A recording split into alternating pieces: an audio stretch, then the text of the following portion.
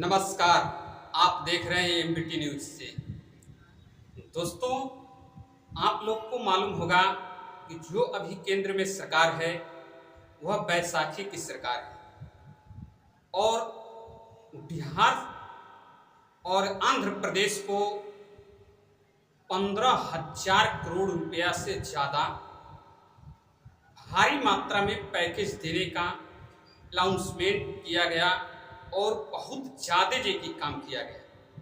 यह अच्छी खबर है कि किसी भी प्रदेश को काफ़ी मात्रा में पैकेज दिया जाना यह की अच्छा व्यवस्था की माना जाएगा। लेकिन दोस्तों, शायद इस चीज़ को जानकारी नहीं हुआ कि यही पैकेज बैसाखी गिराने के लिए भी बहुत की अच्छी व्यवस्था की है। दोस्तों, शायद आपको जानकारी हो या ना हो, लेकिन मैं इस पर की जो बातें करने जा रहा हूँ बहुत दुख भरी की स्थिति उत्पन्न हुई है। कहीं बेसमेंट में की कोचिंग चलाने के नाम पर की लोग आज धंधा की बना दिए। कांवड़ियों के बीच में ऐसा कि माहौल को क्रिएट किया गया कि आज स्थिति ऐसी उत्पन्न हो गई कि कांवड़िया दुकान पर दुकान की उलाट दे रहे हैं, पलट दे रहे हैं, समस्या उत्पन्न कर रहे हैं। इस पर कि किसी भी प्रकार से रोक लगाने की सूचना भी नहीं मिली। लेकिन दोस्तों, शायद यह जो जाल रचने वाले लोग हैं इस चीज को नहीं समझ पा रहे हैं कि खुद अपने ही जाल में कि फंसते की जा रहे हैं और अचानक से कि घिरते चले गए नरेंद्र मोदी जी। दोस्तों, मैं किसी भी सरकार को और किसी भी व्यक्ति को विशेष रूप से यह नहीं कह सकता हूं कि यह फलाना व्यक्ति की गलत है, लेकिन जो सच्चाई है आपके सामने, जो जनता के सामने की है, इसको कि जरूर देखना और समझना चाहिए।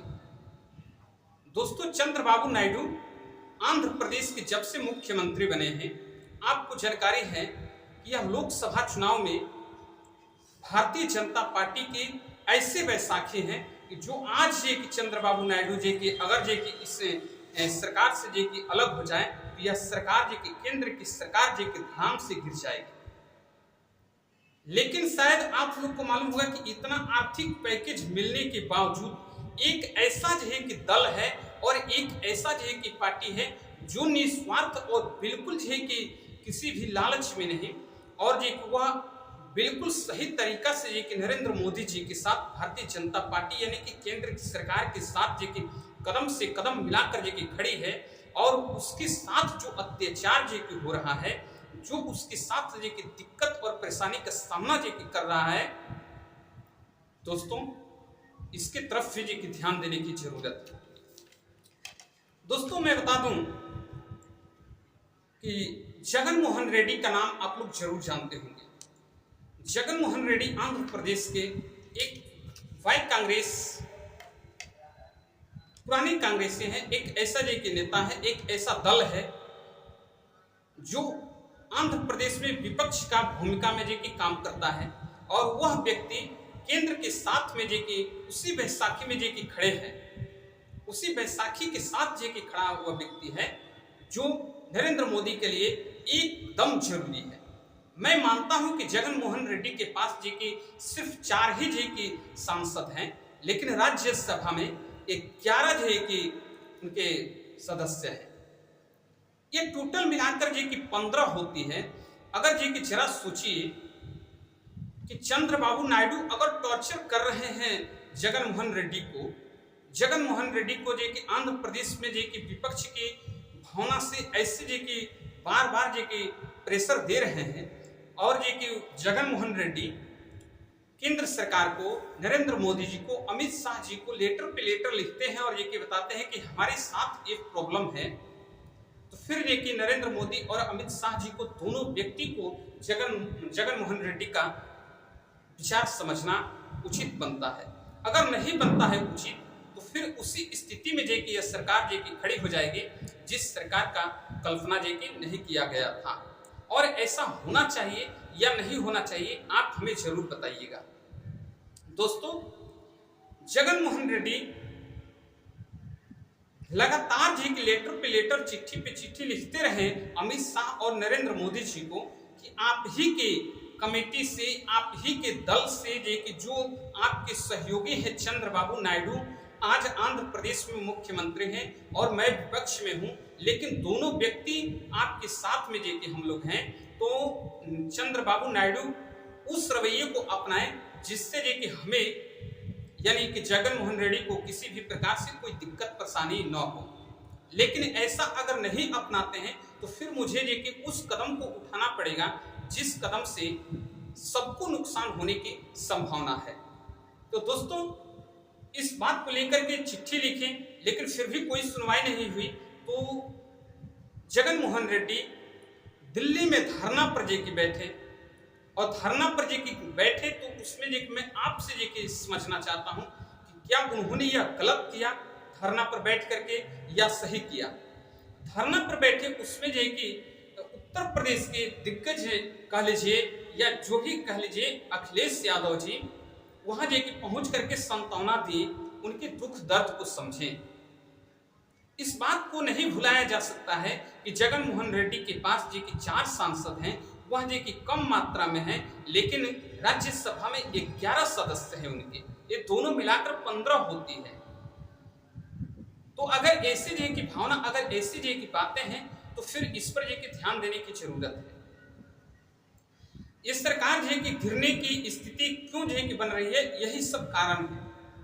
लेकिन दोस्तों, एक मैं आप लोगों से और जे की बातें बताना चाहता हूं कि कुछ ऐसे जे कि हवा को चिंगारी को जे की हवा दी जा रही है, जिससे देश में अराजकता जे की फैलती है और जे की अनेकों प्रकार से लोगों की भावनाओं को ठेस पहुंचती है। दोस्तों, आप हमें जरूर बताएं कि क्या किसी भी समाज का कोई भी व्यक्ति हो, उसे अपना दुकान मकान चलाने का अधिकार है या नहीं है। साल भर जे की जो पर्व त्योहार जे की हिंदू धर्म हो, सनातन धर्म हो, जे की इसमें जे की हमेशा जे की त्योहार जे की आते ही रहता है।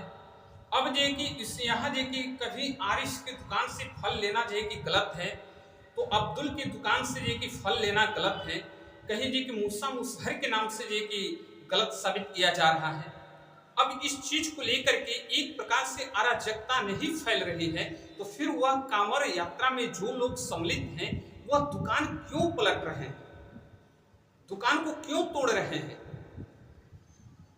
ऐसा तो नहीं होना चाहिए। लेकिन अगर ऐसा हो रहा है तो फिर इस पर जे कि भारतीय जनता पार्टी उत्तर प्रदेश में हो या केंद्र में हो, इससे जे कि रोकना चाहिए या नहीं रोकना चाहिए।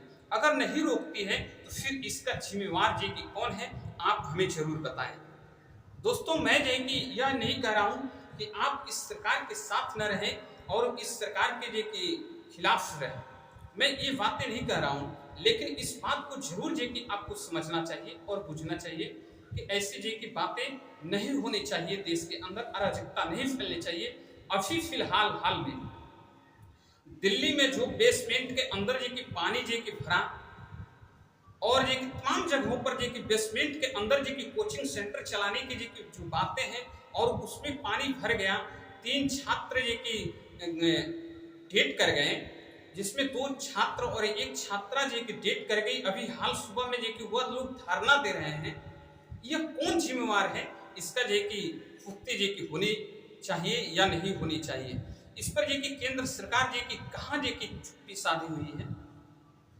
दोस्तों, अगर आप जे की विपक्ष में हैं और आप जे की अभी हाल ही फिलहाल डिमोनिटाइजेशन की बात करते हैं, 16 की जे की डिमोनिटाइजेशन की बात करते हैं, 15 की डिमोनिटाइजेशन की बात करते हैं, तो आपको पीठासीन अधिकारी जे की आपको रोकता है, आपको लोग जे की रोकने का प्रयास करते हैं। लेकिन वह जे की पक्ष के लोग जे की 50 साल पहले इंदिरा गांधी और जवाहरलाल नेहरू की अगर बात करते हैं तो वो लोग सही हैं। तो आप जे की हमें जरूर बताइए कि इस तरीका के दोहरा रवैया उचित है या गलत है। दोस्तों, आप जहां भी कहीं से हमारी वीडियो को देख रहे हैं, हमारे चैनल पर जे की आए हैं, तो हमारे चैनल को सब्सक्राइब जरूर करें।